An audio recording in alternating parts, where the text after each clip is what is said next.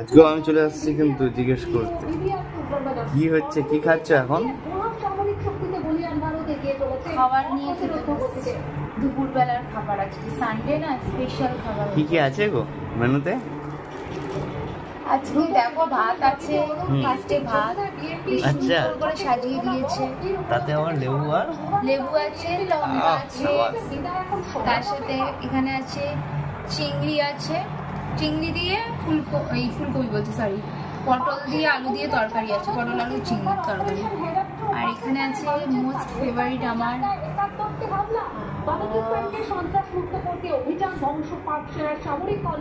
Chicken. Chicken কেমন হয়েছে এটা? দারুণ দারুণ, মানে অসাধারণ। আমার এই মানে চিকেনের পাতলা ঝোল খেতে যে কি ভালো লাগে আমি মানে কাউকে বলে বোঝাতে পারবো না। আচ্ছা বাহ, মানে সেই খাও তাহলে।